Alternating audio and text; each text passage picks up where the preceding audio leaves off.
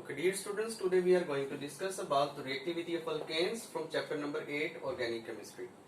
सबसे पहले हम जरा देखेंगे alkanes, they are also known as paraffins. alkanes को हम क्या कहते हैं जी? paraffins भी कहते होते हैं.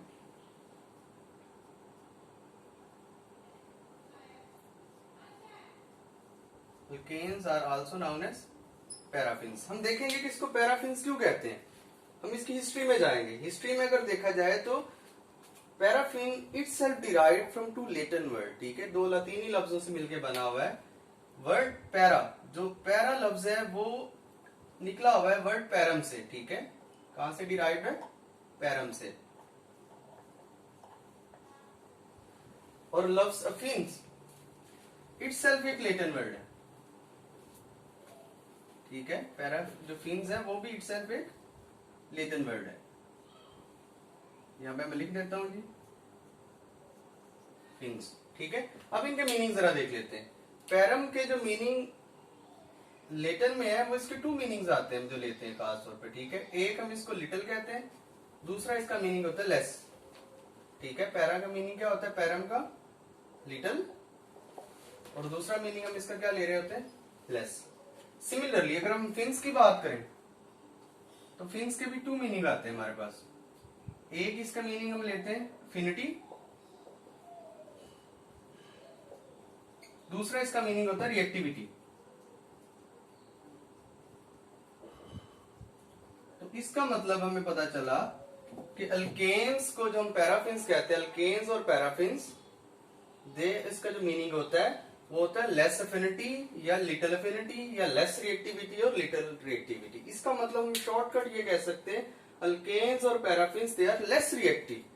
इसका मतलब होता है दे हैव लिटिल अट्रैक्शन, वो कम रिएक्शन करते हैं. दे आर इनर्ट, इनर्ट होते हैं हम ये कह सकते हैं. लेकिन इनर्ट कब होते हैं ये जानना जरूरी है. तो मैं यहाँ पे कहता हूँ कि अल्केन्स आर इनर्ट, वो इनर्ट होते हैं.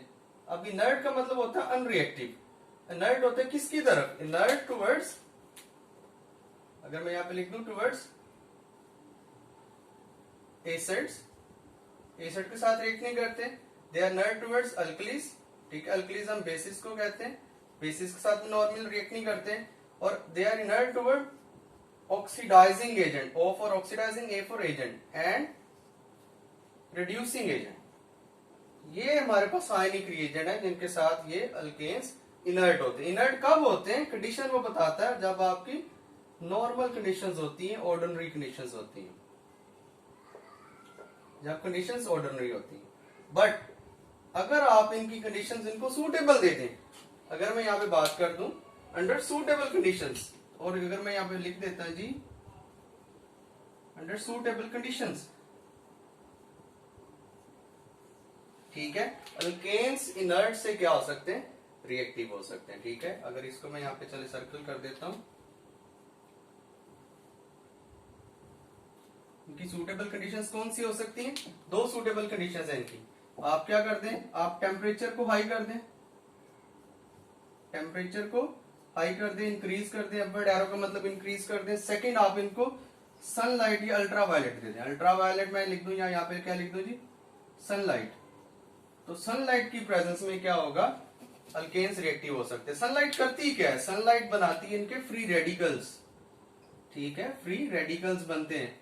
तो फ्री रेडिकल्स रिएक्टिव स्पीशीज होती है. फ्री रेडिकल से फिर चेन रिएक्शन स्टार्ट हो जाता है. तो ये हमने समझ लिया कि इनर्ट से रिएक्टिव हो सकते हैं इन दो सूटेबल कंडीशंस में. फिर अल्केन्स इनर्ट नहीं बल्कि रिएक्टिव होंगे और रिएक्शंस देंगे. अच्छा, कौन से रिएक्शंस देते हैं अल्केन्स? ये भी जानना जरूरी है. तो अल्केन्स हमारे पास दो तरह के रिएक्शंस देंगे. ठीक है, दो तरह के रिएक्शंस देंगे. वो दो तरह के रिएक्शंस कौन से होंगे? जो पहला रिएक्शंस होगा वो देंगे आपको सब्स्टिट्यूशन रिएक्शन. ठीक है जी, कौन से रिएक्शंस देंगे आपको?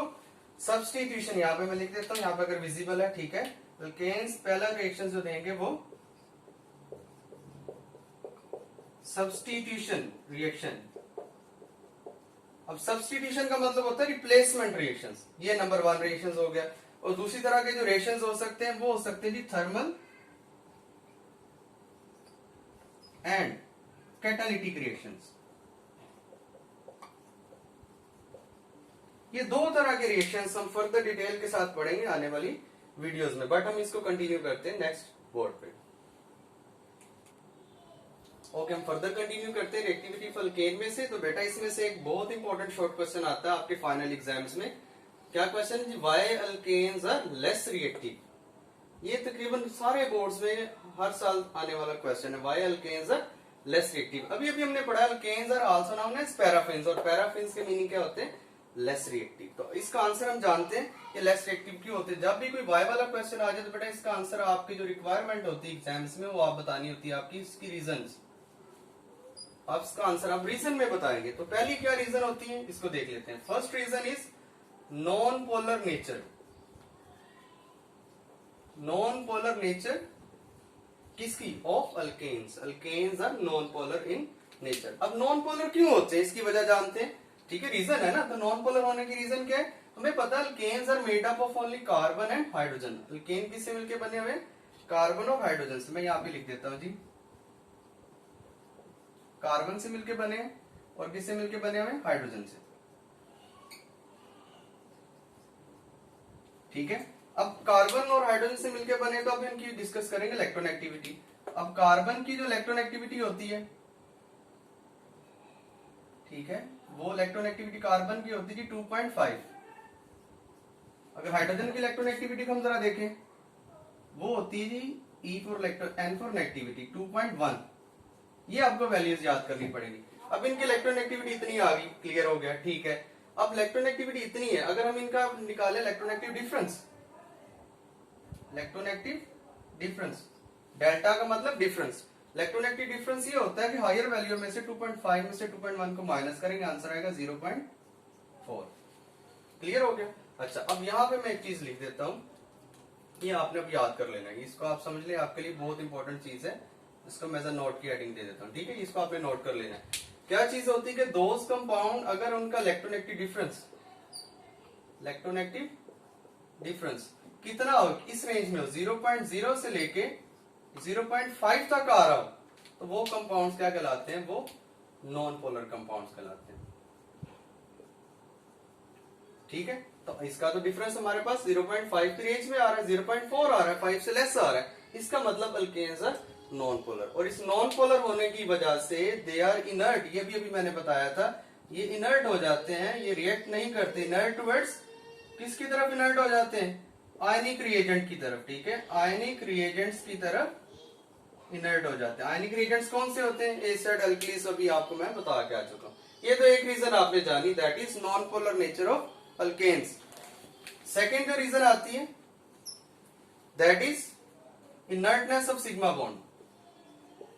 Inertness of sigma bond. अब सिग्मा बॉन्ड आपने प्रीवियस क्लासेस में बेसिक कांसेप्ट पढ़ा है। अभी हमने कहा कि अल्केन्स में सिर्फ दो ही बॉन्ड होते हैं और सारे बॉन्ड सिंगल होते हैं ना।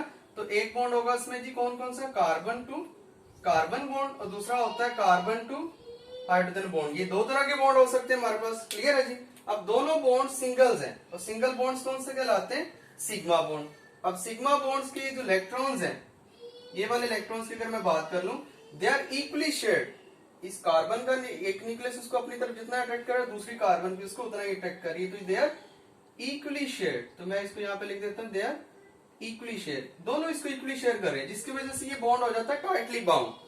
तो lots of energy is required to break this bond. इस तरह सिमिलरली इस बॉन्ड को भी, ये भी सिग्मा बॉन्ड है, ये भी इक्वली शेयर हो रहा है क्योंकि ज्यादा इलेक्ट्रोनेगेटिव डिफरेंस नहीं है दोनों में। तो अब इसको इक्वली शेयरिंग की वजह से जब ये टाइटली बाउंड हो जाता है तो इसको ब्रेक करने के लिए बहुत ज्यादा एनर्जी चाहिए, तो इस वजह से ये क्या हो जाता है? इनर्ट हो जाता है। अब इनर्ट दो बहुत इंपॉर्टेंट पॉइंट में लिखूंगा कि ये जो इलेक्ट्रॉन्स ऑफ सिग्मा बॉन्ड, यहाँ पे मैं लिख देता हूँ yes, electrons of sigma bond, वो इनर्ट हो जाते हैं, या मैं लिख दूं कैन नॉट अटैक।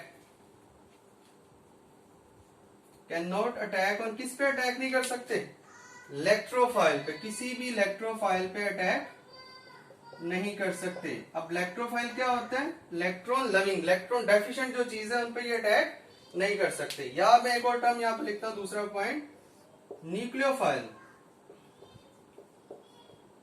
न्यूक्लियोफाइल होता है न्यूक्लियस लविंग, या वो चीज जिसके पास सक्सेस ऑफ इलेक्ट्रॉन्स है। Nucleophile also can not attack can not attack on electrons in sigma bond, electrons of sigma bond.